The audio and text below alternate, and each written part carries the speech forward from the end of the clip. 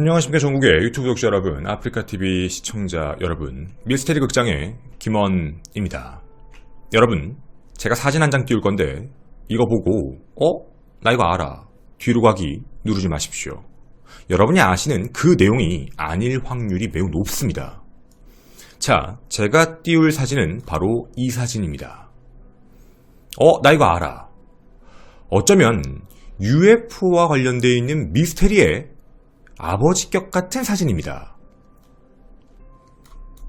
1947년 미국 뉴멕시코주 로즈웰 지역에 떨어진 의문의 비행물체와 관련된 이야기지요. 당시의 목격담으로 이야기를 좀 해보자면 이 의문의 비행물체는 산산조각이 나 있었고, 그리고 그 안에는 이상한 사체가 있었다라고 알려져 있습니다. 그 이상한 사체는요, 약 150cm 정도의 어린 아이의 키였으며 뭔가 큰 머리와 아몬드의 눈의 형태를 가지고 있습니다. 손가락과 발가락은 한 6개쯤으로 보였고 성별 확인이 어려운 신체 구조였으며 옷 같은 게 보이지 않았습니다. 라는 목격자들의 진술입니다. 최초 이 물체에 대해서 확인도 못했다라는 게 어쩌면 미국의 입장이었죠. 그래서 미국은 처음에 UFO라고 얘기를 합니다. 근데요, 여기 중요한 게 있습니다. 여기서 미국이 얘기하는 UFO는 우리가 알고 있는 외계 비행물체 UFO를 얘기하는 게 아니죠. 미확인 비행물체, 즉 냉전시대였던 소련에서 보낸 무언가 좀 진보되고 발전된 비행체, 우리 국가 안보를 위협하는 비행체구나, 이런 생각을 했던 겁니다. 국가적 위협이라고 판단하고 조사를 했지만 미국은 단 하루 만에 말을 바꿉니다. 확인해보니까 이거던데요? 기상 관측용 풍선이었고요. 떨어졌던 건 사람이 아니라 마네킹이었어요. 라고 얘기하고 묻힙니다. 물론 정확히 묻히지는 않았죠. 이 사건이 사람들에게 미스테리가 된 이유는 바로 증거라는 것 때문입니다. 추락한 비행물체라는 건 목격담은 존재하는데 사라지고, 그나마 미국이 얘기하는 건 이거 봐봐요, 이거 그냥 관측기구라니까요 라는 걸 보여주고 있고, 사람들의 후문으로 따지면 아니야, 저거 여기로 갔어, 51구역으로 거기서 조사하고 있다던데? 이런 얘기가 됩니다. 나 가는 거 봤어, 이런 목격담도 나오기 시작하고 폭로도 나오기 시작을 하죠. 그뿐만이 아닙니다. 이런 증거 이후 목격담, 거기 안에 있던 사람들의 이야기에 마치 근거가 되듯 이런 영상이 하나 공개됩니다. 여러분도 많이 보신 영상이죠. 자, 여러분 이 영상 많이 보셨지요?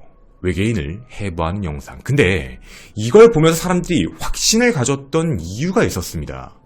최초 로즈웰에서 나왔던 목격담과 너무 흡사했거든요. 키는 어느 정도, 눈은 아몬드 형태, 성별을 확인할 수 없는 신체 구조, 키는 150cm 정도.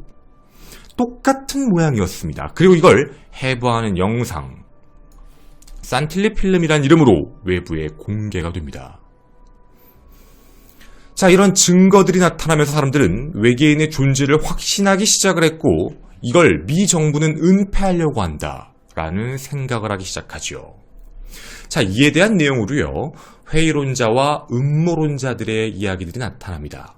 자, 여러분은 어디 편이십니까? 지금부터 저희가 로스웰을 관련 여러분을 회의론자인지 음모론자인지에 대해서 4가지 경우의 수로 분리를 시켜보도록 하겠습니다. 여러분 믿으십니까? 첫 번째 회의론, 음모론은 바로 이겁니다. 여기 있는 이 로즈웰에 떨어진 물체는 외계 비행체다와 기상용 관측기구가 맞다로 나누어집니다. 두 번째, 여기 나온 이 필름은 진짜다, 아니다, 조작이다, 이렇게 나누어집니다. 이렇게 따지면 진짜, 가짜 둘 아니야? 라고 생각하시겠지만, 이게 정확히 표현을 해보면 사람들의 사이에서는 야, 이건 진짜인데 이건 가짜야 라고 하시는 분들도 있습니다. 그리고 역으로요, 이건 가짜인데 이건 진짜야 라고 하시는 분들도 있고요. 이렇게 경우의 수를 나누면 당연히 4가지로 분류가 됩니다. 여러분은 어느 쪽 경우의 수이십니까? 둘 다 진실, 둘 다 거짓, 진실과 거짓이 섞여 있다. 그런데 오늘 여러분과 말씀드릴 이 내용은 이 4가지 경우에 어디에도 포함되어 있지 않은 굉장히 충격적인 주장입니다. 바로 음모론과 회의론, 그 누구도 생각하지 않았던 5번째 주장입니다. 첫 번째 섹션, 제목은 바로 이것입니다. 로즈웰에서 확인된 외계인 사체는 외계인이 아니다, 인간이다 라는 주장입니다. 자, 잠깐 우리가 이 이야기를 들어보면 진짜 놀랍니다. 우리는 분명히 산틸리 필름이라는 걸 통해서 해부 영상을 봤는데, 야, 이게 인간이라고? 그럼 여기 지금 누워있는 게 사람이라는 거잖아. 그리고 이 안에 장기를 꺼내는 모습까지 다 나왔었거든요. 그러면 어떻게 보면 인간의 장기를 꺼내는 걸 찍었다는 얘기야? 굉장히 끔찍한 이야기가 될 수도 있는 것이죠. 이를 발표했던 사람은 일반적인 사람이 아닙니다. 이 사람은 LA 타임즈에서 국가안보 전문 기자로 일했던 바로 이 사람. 이름 애니 제이콥슨이었는데요. 이 사람은 자신의 저서, 바로 이 책이었습니다. 51구역. 탑시크릿과 관련된 내용에서 폭로를 합니다. 근데 이 안의 내용이 정말 충격적인 방금 그 주장이었죠. 로즈웰은 실제 외계인이 아니라 사람을 가지고 한 것이다. 이걸 우리가 믿어야 될까요? 이게 왜 인간인 건데? 라는 이야기에 한 가지의 근거를 댑니다. 그 이유가 뭐였냐면 1945년 2차 세계대전이 끝난 이후에 미국과 소련이 이제 긴장 상태였던 것이죠. 미국의 트루먼 대통령이 소련에 있는 동맹국을 봉쇄하기 시작을 합니다. 그리고 갈등은 점점 심해지지요. 그의 스탈린이 생각을 바꿉니다. 이런 식으로 나온다 이거지. 기술부터 모든 걸 다 경쟁하고 있는 상황인데 어떻게든 미국을 한 번에 꺾어야겠다. 공격을 제대로. 근데 심리전으로 해야겠다라는 생각을 한 겁니다. 심리적으로 붙어보자. 어떻게 하지? 그게 머릿속에 떠오른 게 딱 하나였습니다. 바로 이것. 1938년입니다. 우주전쟁이라는 바로 영화를 이용하자는 거였는데요. 이 내용이 어떤 거였냐면 외계인의 침공으로 미국이 혼란에 빠지는 내용입니다. 너무 심한 혼란에 빠지는 거였죠. 그래서 이렇게 해서 미국에 대한 사람들의 혼란을 주고 미국의 권위를 추락시키고, 그리고 사람들에게 헛된 생각, 너희 좀 있으면 외계인하고 싸우게 될 거야, 이런 생각을 들게 하고 싶었다는 겁니다. 공포감을 주고 싶었다는 얘기죠. 자, 그래서 우리가 미국에다가 실제 우주선을 추락을 시키고, 그리고 침략이라는 공포감을 심어주고 혼란이란 걸 사회적 내부에다가 심어주자라는 게 스탈린의 계획이었습니다. 자, 그러면 두 번째 섹션입니다. 외계인을 만든다라고 표현을 했지요. 자, 스탈린은 그럼 외계인을 어떻게 만들었을까요? 그냥 만든 게 아닙니다.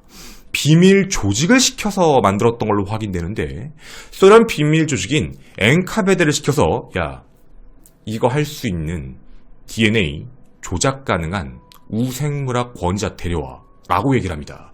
그래서 그때 당시 러시아의 최고의 권위자였던 일리아 이바노프라는 학자를 데리고 왔습니다. 그가 실제로 어떤 사람이었냐면 인간과 원숭이를 합성한다거나 유전자 조작을 하고 있던 사람이었거든요. 명령을 합니다. 외계인을 만들어라.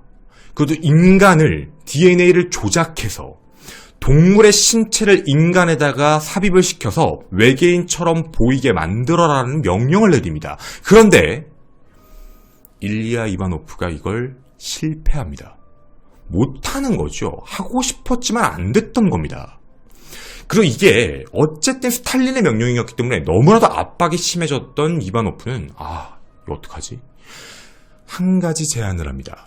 저보다 우생물학에 훨씬 더 높은 권위자가 있습니다. 그 사람을 추천하겠습니다. 라고 합니다. 단, 허가만 해주신다면이 조건이었지요. 세 번째 섹션, 그가 누구였을까요? 그가 누구였냐면 별명 죽음의 천사였습니다. 죽음의 천사, 바로 이 남자 요제프 맹겔레입니다. 자, 이 사람은요, 인류를 유전적으로 개량한다라는 걸 이런 우생학적인 걸 명목으로 아우슈비츠 수용소에 끌려온 유태인들에게 생체 실험을 했던 사람입니다. 정말 끔찍한 사람, 그래서 죽음의 천사라고 불렸던 것이죠. 진짜 어느 정도였냐면 산 사람을 해부하기도 하고, 그리고요 신체를 절단하기도 하고, 사망 측정 시간도 체크하고, 바이러스 감염부터 사망까지 얼마나 걸리는지까지 실제로 측정했던 사람. 물론 독일이 패망하고 나서 사라졌지요. 남아메리카 쪽에 있었던 것으로 확인이 됐는데 스탈린이 손을 내밉니다. 즉 나치에게 손을 내민 거죠. 할래? 그리고 이 제안을 받고 그가 소련으로 오게 됩니다. 그로부터 정확히 1년이 지납니다. 1년 뒤에 터진 사건이 로즈웰입니다. 자, 만약에 이 이야기가 진실인 거라면 우리가 알고 있는 로즈웰 사건은 누가 얘기한 것도 다 맞는 게 아닙니다. 외계인도 아니고 천체 관측용 기구도 아니고 진짜 미국 내부로 혼란에 빠뜨리기 위한 스탈린의 계략이었다는 얘기인데, 여러분 여기서 아직 안 끝났습니다. 여러분 한 가지를 놓치고 계신 게 있을 겁니다. 자, 일단 두 가지인데요. 하나, 네 번째 섹션인데요. 그걸 어떻게 알았어? 라는 문제입니다. 그걸 알았던 이유는 바로 이 문제입니다. 당시 이 책을 썼던 기자 제이콥슨이 사건을 조사하면서 미 공군 관계자, CIA 관계자, 사체 해부를 했던 사람들, 스탈린 실험을 했던 러시아 과학자들, 이렇게 총 75명을 인터뷰해서 알아낸 것이다라고 한 뒤에 책을 쓴 것입니다. 그리고요, 중요한 게 있습니다. 그녀가 이 사람 혹시 그냥 UFO에 빠진 약간 이상한 사람 아니야? 라고 생각하실까봐 이 사람이 어떤 사람인지 간략하게 말씀드리겠습니다. 프리스턴 대학 저널리스트 출신이고요. LA타임스의 기고 편집장 출신이기도 하면서 2016년에는 플리처상 후보기도 했습니다. 그리고 이 사람은 UFO를 믿는 사람이 아닙니다. UFO를 믿는 사람이 엄청 데려가고 싶어 했던 사람인데, 난 너희들처럼 그렇게 공상과학에 빠진 사람 아니야 라고 얘기하며 그런 걸 싫어하는 사람이었거든요. 즉 이 사람이 그렇게 허황된 얘기를 할 필요가 없다라고 생각했고, 이 사람이 주장하는 바는 굉장히 근거가 강하다는 얘기가 나왔죠. 그리고 외부에 잘 나가지 않은 이야기 두 번째를 말씀드리겠습니다. 아마 외부 공중파 방송에서도 이 이야기가 잘 나오지 않았던 이유가 잔혹성 때문이었던 것 같은데요. 자, 스탈린이 나치의 기술을 썼습니다. 여러분, 제가 아까 처음에 이 컨텐츠를 시작할 때 목격담을 할 때 강조했던 네 단어 기억하십니까? 키가 150cm이고요. 어린 아이 같았습니다. 라고 말씀을 드렸습니다. 충격적인 주장이 뭐였냐면, 실제 해부에 실험됐던 아이들, 우생물학에 테스트됐던 사람들이 키가 다 작았다. 키가 150cm 다 이하였다. 그래서 작은 키를 생각해보면 어린 아이를 실제로 대부분 강제 수용소 아이들, 나치에 의해서 뭔가 포로였던 스탈린 밑에 있었던 아이들을 실제로 이용했다라는 주장입니다. 그리고 여기서 끝났던 게 아닙니다. 그 아이들에게 그런 우생물학적인 이상한 행동을 시키면서요, 우주선도 만들어야 되는데 그 우주선을 그냥 만든 게 아닙니다. 당시 나치의 비행기였는데 바로 이 비행기입니다. 호테노 229호입니다. 소련이 전쟁 중에 나치의 루프트바페로부터 포획했던 비행기인데 이 비행기를 개조했습니다. 이 안에 2명에서 3명이 탈 수 있게 말이죠. 그리고 날려보낸 겁니다. 그리고 당연히 추락을 한 거죠. 그리고 그 안에서 사체 같은 게 나온 겁니다. 자, 여기까지의 이야기가 로스웰의 5번째 충격적인 주장이었습니다. 로스웰은 만들어진 이야기, 국가 간의 어쨌든 경쟁을 위해 어린아이를 희생시킨 정말 충격적인 사건이다 라고 이 기자가 폭로한 것이지요. 자, 여러분은 어떻게 생각하십니까? 저 정말 놀랐습니다. 이게 진짜 가능하다고? 이거 진짜인가? 근데 저희가 처음에 이 이야기가 나오고 나서 이 사람이 과연 이 얘기를 왜 했을까라는 생각이었습니다. 정말 돈 벌려고 했나? 이 생각이 들었거든요. 근데 이 사람이 어쩌면 갖고 있는 자신의 스펙을 보면 굳이 이렇게까지 할 필요가 없는데, 저희는 좀 생각을 바꿔보고 싶었습니다. 스펙 말고요, 사람 대 사람으로 봐보자. 어쩌면 그게 맹점일 수 있으니 다른 생각으로 접근해보자 라고 판단해본 것이죠. 자, 지금부터는 이 사람을 부정한다는 게 아닙니다. 2011년에 이런 주장을 했지만 이런 주장이 완전히 묻혔던 이유가 있습니다. 첫 번째 이야기입니다. 이 책 내용이 나오고 나서 정말 많은 학자들이 이런 표현을 했습니다. 욕설 있는 거 죄송합니다. 개소리 하지 마 라고 했습니다. 왜 그러냐면 지금 이 사람이 쓴 내용을 보면 겉으로 봤을 때는 굉장히 퍼펙트하고 새로운 내용을 전달한 느낌이 강하지만 실제로 내부에 있는 내용을 보면 허점이 너무 많다. 진짜로 음모론보다 더 심각한 음모론을 얘기하고 있다라고 표현을 합니다. 그게 왜 그랬냐면 전형적인 기자의 성향이 나타난다라고 표현을 합니다. 정확하지 않은데 정확한 척하며 글을 썼다라는 표현이지요.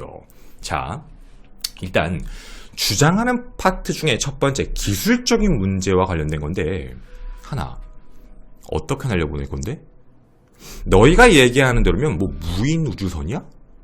그러면 소련에서 로즈웰로 날려보냈다라는 건데 그게 어떻게 해서 날려간 거야? 애들이 살아있었나? 우생물학으로 애들의 DNA를 조작해서 그 안에 뭐 다른 장기나 다른 피부나 다른 눈의 모양을 갖게 있는데 걔네들이 살아있었던 건가? 그런데 그런 아이들이 조종을 해서 거기에 갈 수 있게 만들어놨다고?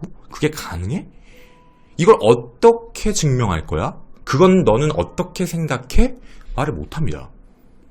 지금처럼 뭐 드론 기술력 뭐 이런 거면 말을 못하겠는데 그때 당시 뭐라고 표현할 거야? 유투 정찰기라고 얘기할 거야? 뭐라고 할 건데? 말을 제대로 못했던 거죠. 그거에 대한 자세한 내용이 없었습니다. 그리고 또 다른 이야기, 두 번째에 대한 이야기인데요. 맹겔레에 대한 이야기입니다. 맹겔레가요, 가장 큰 또 하나의 문제가 맹겔레는 도피 생활을 한 건 사실인데 4년 정도만 한 것으로 확인됩니다. 남아메리카 쪽에 있었던 게 확인되고요. 그 이후에는 좀 자유분방하게 산 것으로 확인됩니다. 그렇게 잡지 않았거든요. 자신의 신원을 감추고 살았기 때문에 뭐 한 번은 미국에 잡혔던 적도 있지만 가짜 신원을 대고 풀려난 적도 있고 유럽 여행을 되게 자유롭게 했다라는 주장이 있습니다. 이 사람이 실제로 그때 당시에 러시아 안에 가서 소련 안에 가서 그런 행동을 했다라는 부분에 대한 증거 자료가 전혀 없습니다. 그리고 이미 그 당시 로즈웰 사건이 직전 벌어지기 그때 전에는 너무나도 위험한 작전이었다라는 거죠. 숨어 살고 있었는데 어떻게 만났어? 증거가 어디 있지? 라는 이야기인 겁니다. 그리고 하나 더, 아무리 DNA 기술이 발전했다고 해도 그냥 DNA 기술이 떡하니 발전해서 그런 모양을 만들었어. 어떻게? 그리고 이 사람이 했던 건 생체 실험을 했던 거지 뭔가 DNA를 조작해서 합성하고 합치고 이런 쪽은 아닌데 그런 거에 대해서 어떻게 알아?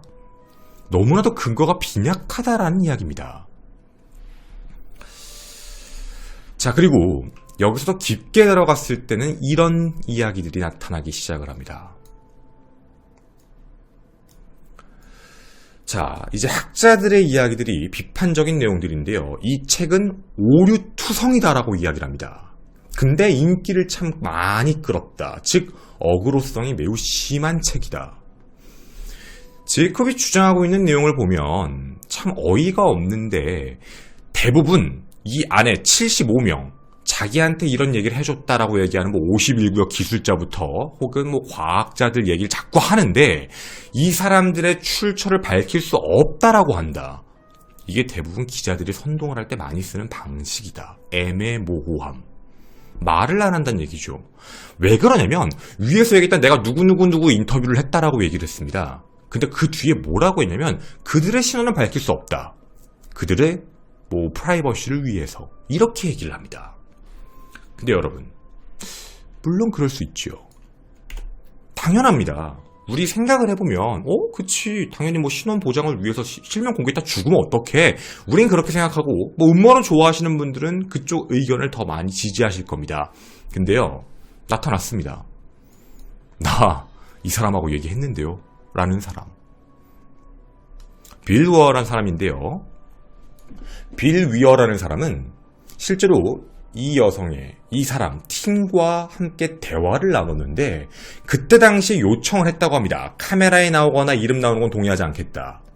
그리고 너를 위해서 그냥 내가 그때 당시에 있었던 내가 어떻게 당시에 근무했는지에 대해서는 얘기해 줄게. 이런 정도를 얘기를 했는데 웃긴 거는 그 뒤에 나중에 들어갔던 내용을 봤을 때 외부에 잘 알려져 있지 않은 51구역과 관련된 내용에서 좀 뭔가 특이하고 신비롭다라고 하면 뒤를 다 빼고 앞에 부분만 넣고 그 뒤는 다 픽션으로 바꿨더라라는 내용입니다. 근데 문제는요, 야 이거 내가 얘기한 건데 증명도 없습니다. 왜냐면 자기 이름이 올라간 건 아니거든요. 근데 이 사람은 이렇게 얘기합니다. 이거 내가 얘기한 건 맞아. 이거 알고 있는 건 나밖에 없거든. 이 얘기예요. 그러니까 이 상황이, 이 사람 좀 뭔가 이상해. 내가 얘기한 것 중 자기가 필요한 것만 쓰더라. 이렇게 된 겁니다. 자, 그러면 과연 어떻게 된 걸까라고 생각을 해봤는데 이 글을 쓴 사람은 이렇게 유추합니다. 단순하게 제임스 블리쉬라는 사람이 쓴 톤 템퍼 공상과학 픽션물을 갖다 입혔다. 거기도 주인공, 외계인이 되게 어린애입니다. 내용이 되게 비슷한데 거기에 실존 인물만 갖다 넣어서 픽션물로 만든 느낌이 너무 강하다는 얘기죠. 이뿐만이 아닙니다. 정말 많은 결함이 존재한다는 것도 확인됩니다. 예를 들면 논리적 오류가 되게 많이 틀리는 건데 예를 들자면요. 티니안 섬 근거지의 509 작전에 커티스 장군을 썼다. 개소리입니다. 실제로는 폴 대령이 작전 지휘를 했다라는 게 사실입니다. 잘못된 내용이 들어가 있다는 얘기죠. 그리고 이 안에 레메이라는 사람과 관련되어 있는 내용도 다 틀립니다. 그러니까 이런 식의 내용들이 모두 다 틀리다 보니까 믿을 수 없다. 여기 적혀 있는 게 각 구절마다 틀린 내용들을 다 적어준 겁니다. 픽션으로 나온 내용들에서 말이죠. 이 사람은 사실이라고 하지만 아닌데요? 라는 얘기입니다. 다시 말씀을 드리면 공상과학이 잘못됐다는 게 아니라 이 사람이 이게 근거다라고 얘기하면서 제시한 그 근거 자체가 거짓말이라는 거죠. 그래서 이 사람은 전체적인 픽션물을 쓴 것이다. 출처가 불명확한 픽션. 여러분은 어떻게 생각하십니까? 제가 서두에 말씀드린 내용이 진실이라고 느껴지십니까? 아니면 이 사람은 정말 거짓말을 한 사람이었을까요? 여러분의 생각이 궁금합니다. 뒷이야기도 함께 해주시면 더 감사드리겠습니다.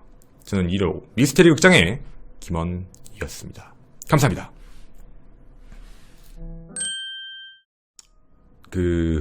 이 뒷이야기인데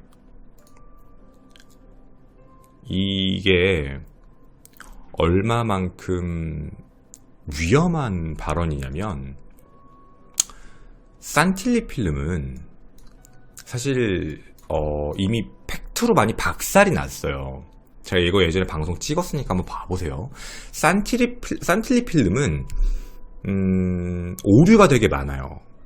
하나, 이 안에 나오는 전화기 잘못됐어요. 전화기가 저시됐던 게 아니에요. 나중에 찍어진 거예요. 전화기가 잘못됐어요. 그리고요, 또 큰 문제는 이 산틸리 필름을 찍는 이 내용, 이게 실제로 국방부 같은 이제 전문 기관이 찍는 방식에서 어긋나요. 카메라를 설치하는 게 정해져 있어요. 각도와 위치와 뭐라고 해야 될까? 상황적인 것들이 다 정해져 있어요, 원래는. 그러니까 어느 각도에서 카메라 한 대 찍고 어디서 찍고 또 어디서 찍고가 일단 기본적으로 2대가 설정이 돼 있고 그거에 대해서 하나씩 매치를 시키게 되어 있는데 이거는 그런 게 전혀 결정이 안 나 있고 움직이는 카메라 마치 브이로그처럼 찍어버려요. 그래서 사실은 이 파트에 대한 내용 있잖아요. 이 내용에 대한 부분 좀 잘못된 네, 그래서 이게 원래 잘못된 내용이죠. 그리고 이게 나중에 폭로가 돼요. 이거 만들었다고. 그러니까 조작을 해서 만들었다라는 폭로까지 이제 터져요. 이거 이제 만들었습니다. 이렇게. 그래가지고,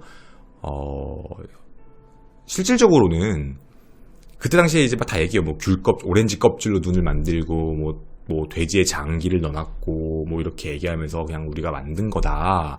이렇게 얘기를 하면서 나중에 이제 폭로를 했었어요. 근데 이제 이게 이렇게 돼버리면 역으로 이게 되게 웃긴 상황이 되는 거거든요. 봐보세요. 이 사람은 나타나서 이 영상이 진실이라고 얘기해요. 이거 사람이라고. 근데 이걸 직접 찍은 사람은 아니에요. 이거 가짜예요. 라고 얘기해요.